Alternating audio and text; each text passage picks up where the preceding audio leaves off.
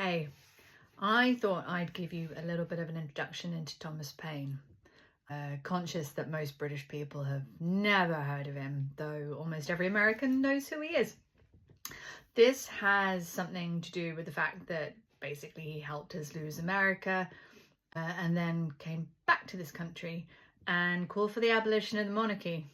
So we don't really teach him, which I think is a crying shame, because what he did and how he wrote is really quite extraordinary. Thomas Paine was born in Thetford in Norfolk, and he was born to parents who weren't particularly well off. He tried different jobs, eventually coming to Lewis as an excise officer, which is largely where my focus is, opening, as I have, Bull House to the public. If you haven't already, you should definitely visit. It's awesome and free to get in. And then in 1774, I think we can probably pinpoint it, to be fair, to April 1774, there is this 10-day period where his life kind of collapses around him. He's fired from his job at the excise service, ostensibly for being absent from his post. The business he's running with his wife, Elizabeth, is being sold off. There's an advert in the local newspaper for people to buy it and also to rent the house and take immediate occupation.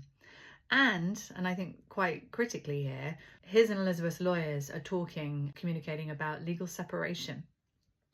So by any marker of success, Thomas Paine is not doing particularly well at life at this point.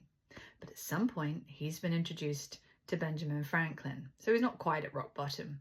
And Franklin gives him a letter of introduction, and off he goes with this letter and some of the money from the separation that Elizabeth's given him.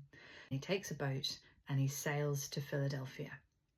And given that his life had kind of collapsed around him, it's a year later, just a year, that he publishes Common Sense. And quite frankly, it's like setting up a bomb in the colonies.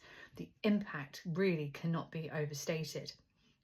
Even people who didn't like him very much had to concede the incredible impact he had. John Adams wasn't a particular fan of his, but would later write that without the pen of Paine, the sword of Washington would have been wielded in vain.